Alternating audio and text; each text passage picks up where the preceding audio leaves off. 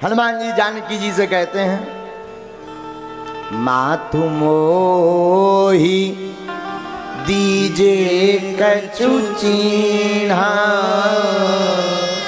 और जैसे रघुनायक मोहि दीना। जानकी जी से कहते हैं हनुमान जी, जैसे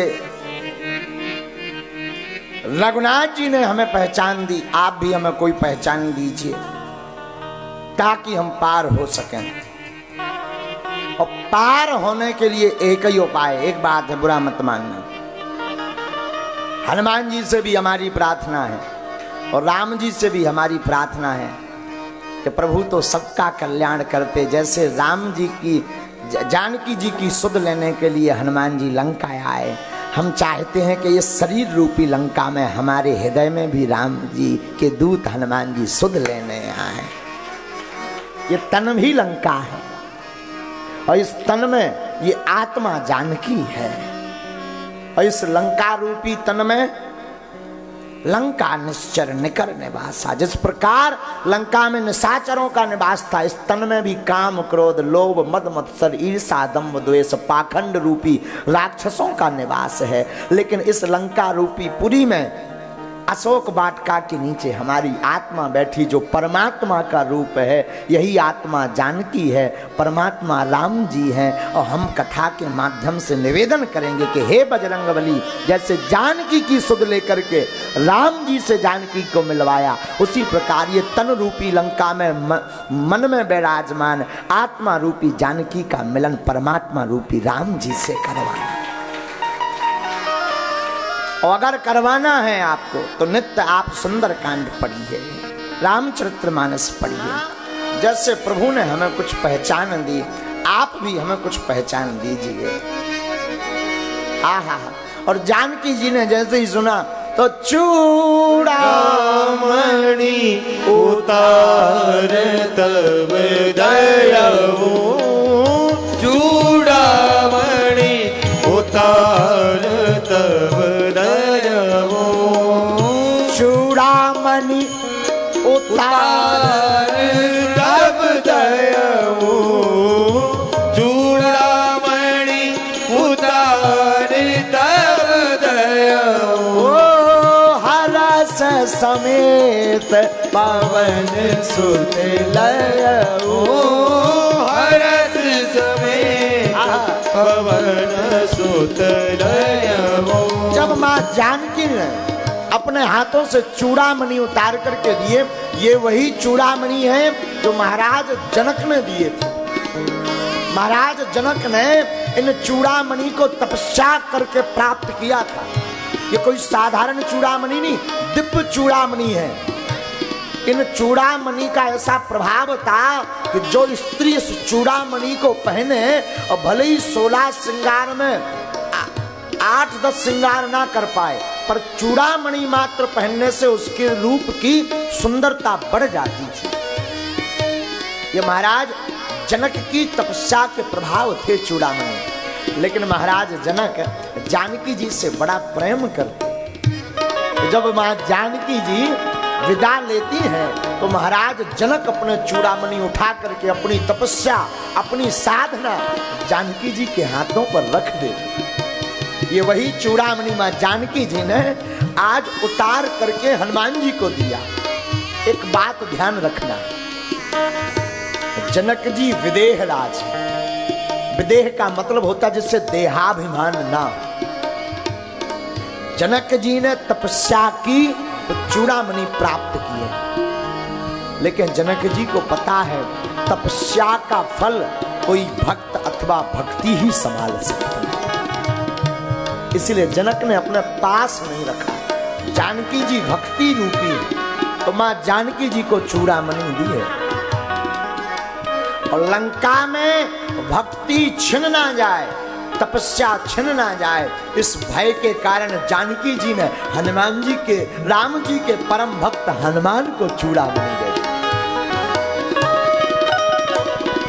चूड़ामणि उतार तब दयावो, चूड़ामणि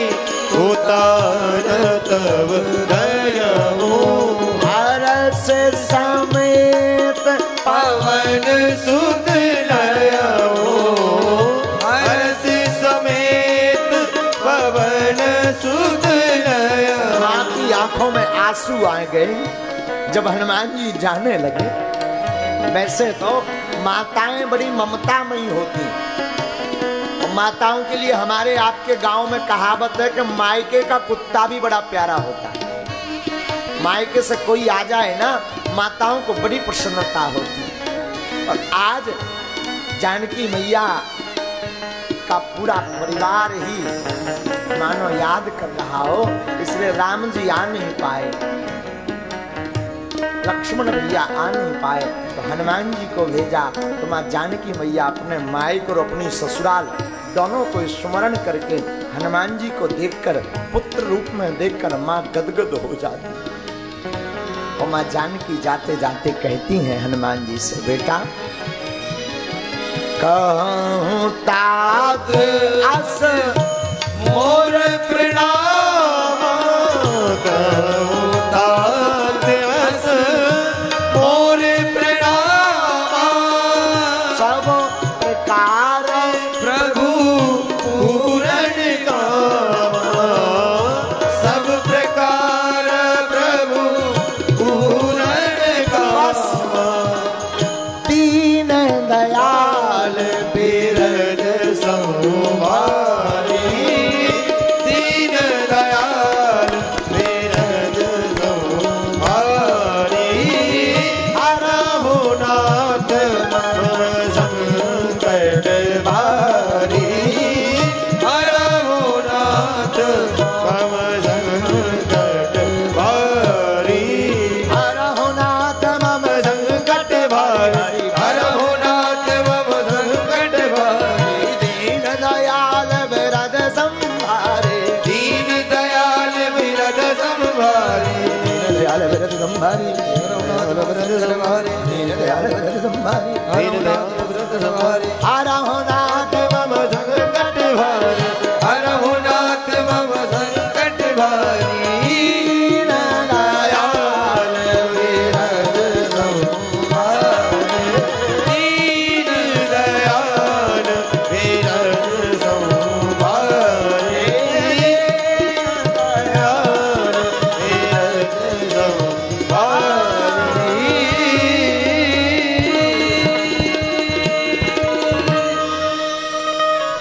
दीन दयाल बिरद संभारी। माँ जानकी कहती है, बेटा हनुमान तुम जाना, तो जाकर के प्रभु को प्रणाम करना हमारी तरफ से, और कहना आप तो पूर्ण काम है प्रभु, अब मुझ पर जो विपदा आई ना, मेरा संकट का हरण करो। ये चौपाई बड़ी महत्वपूर्ण है रामचरितमानस की। सुंदर कांड की 26वें दोहा के बाद चौथी चौपाई है। सुंदर कांड के 26वें दोहा के बाद चौथी चौपाई जो है ना, बड़ी काम की है। आपके घर में कोई विपदा आ जाए, आप पर कोई विपदा आ जाए, आप पर कोई अगर संकट आ जाए, आप पर कोई अगर आपत्ति आ जाए, तो जो भी भगत इस चौपाई का पाठ करके रामचरितमानस पढ़ता है, संपुट लगाकर, उसकी रक्षा स्वयं राम जी अपने हाथों से करते हैं। माँ जानकी रोने लगती है, जानकी जी की आंखों में आंसू आते हैं। जाते जाते हनुमान जी को देखते हुए जानकी जी कहती हैं, बेटा प्रभु मिले तो प्रभु के बताना कि आप में प्रभाव क्या है। तात शक्रसुत कथा सुना। शक्रसुत जो इंद्र का पुत्र जयंत था ना, उसकी कथा जरूर सुना कि आप हमसे कितना प्रेम करते थे। प्रभु इंद्र पुत्र जयंत ने कौवा बनकर हमारे चरणों पर चोंच का प्रहार कर दिया, तो आप वही आप्त काम पूर्ण काम परब्रह्म जगदीश जगन्नाथ भगवान राम हैं, जिन्होंने एक तिनका उठा करके उसे तीनों लोकों में बैठने लायक नहीं छोड़ा। बताना कि आपके बाण में क्या बल है। आपका क्या प्रताप है, आपका क्या प्रभाव है। और कहना जानकी से जो भी अपराध हुए हो नाथ, हे प्राणनाथ, उन्हें क्षमा कर दे। और हाँ हनुमान बेटा, एक बात और कहना, वैसे तो जानकी जी से कोई अपराध नहीं हुआ, पता नहीं कौन सा अपराध हो गया जो राम जी ने हमें त्याज्य कर दिया। अगर हमसे कोई अपराध हुआ बेटा तो एक अपराध हुआ, जानकी जी अपने मुख से कहती हैं, बिछोरत प्राण न की पया,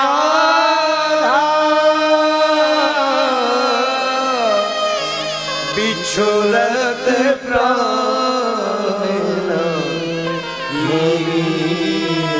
पया। जानकी कहती है बेटा हनुमान, अगर हमने अपने जीवन में कोई गुनाह किया तो एक किया, जब राम जी से मैं दूर हो रही थी, जब रावण मेरा हरण कर रहा था, तब मैंने प्राण नहीं त्यागे, बस एक अपराध हुआ, बाकी कोई दूसरा अपराध नहीं हुआ। तो प्रभु मिले तो प्रभु को उनका प्रताप जरूर सुनाना। और बेटा हनुमान, मैं सच कह रही हूं, हमारे प्राणनाथ से कहना, माँ से दिवस महू नाथ नया, मास दिवस नाथ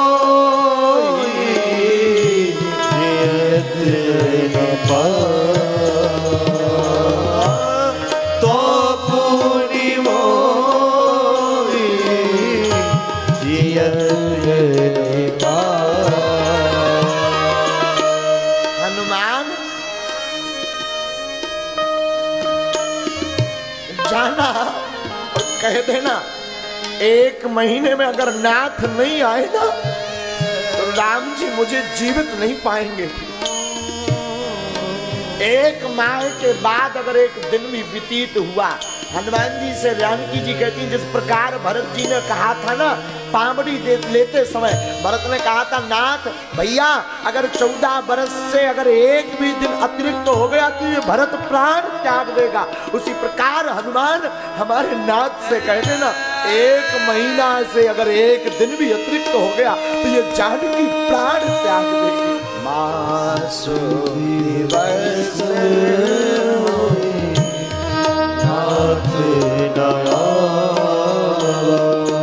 एक बात कहें, प्रेम हो भाई का तो भरत जैसा, सेवक हो रामायण में तो हनुमान जैसा, पत्नी हो तो जानकी जैसी। और काश किसी का स्वामी या पति की चर्चा कभी आए कि जगत में पति कैसा हो, जगत में स्वामी कैसा हो, तो राघव सरकार भरत जैसा भैया नहीं हो सकता, हनुमान जी जैसा कोई सेवक नहीं हो सकता, राम जैसा कोई स्वामी भगवान नहीं हो सकता। ये वही जानकी है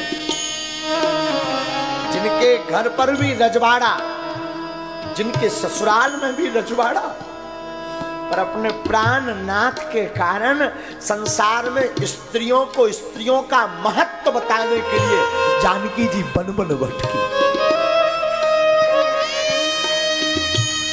सतत्व धर्म और स्त्रुत्व धर्म की रक्षा करने के लिए जानकी जी महल त्याग करके बन बन भटकी। मासु दिवस नाथ नया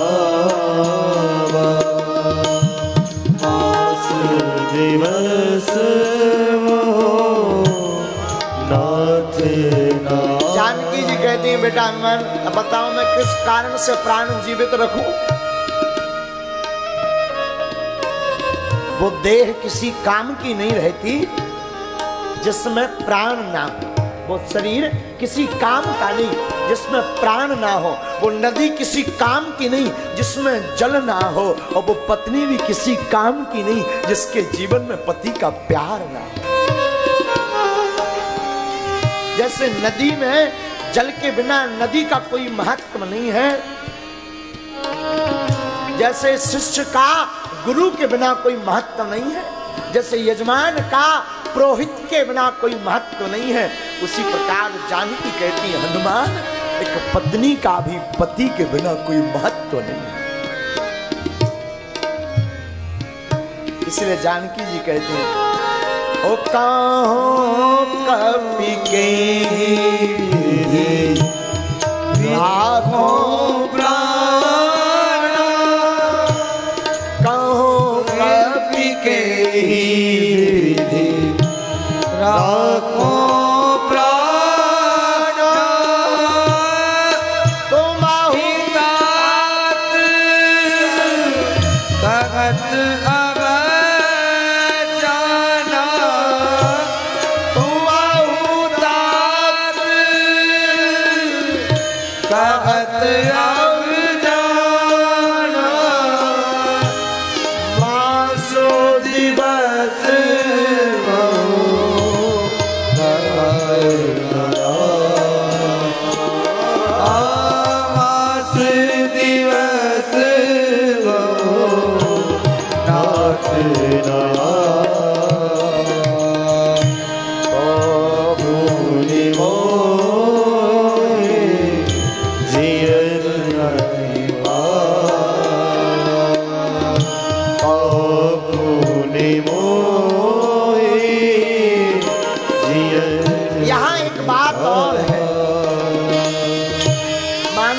जानकी कहना चाहती कि अपने जीवन काल में राम जी से दूर ज्यादा दिन तक जीवित मत रहना। हाँ। राम जी से दूर ज्यादा दिन तक जीवित मत रहना।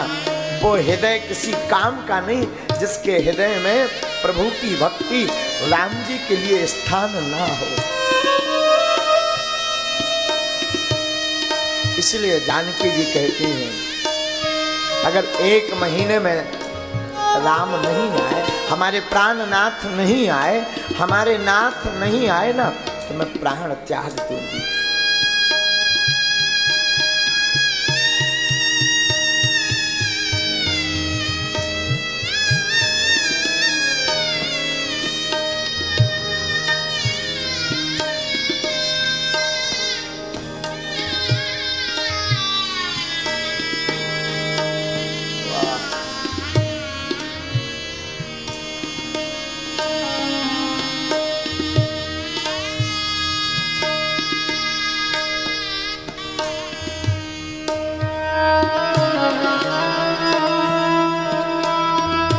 हनुमान जी बहु प्रकार समझाते हैं और समझा करके प्रणाम करके हनुमान जी चल पड़ते हैं राम जी की तरफ। और जब हनुमान जी चलते हैं तो फिर से गर्जना करके चलते हैं, गर्जना करते हुए चलते हो। गर्जना इतनी भयंकर, राक्षसों की जो स्त्रियां थीं हनुमान जी की गर्जना सुनकर के उनके गर्भ गिर गए और हनुमान जी उस पार पहुंचे।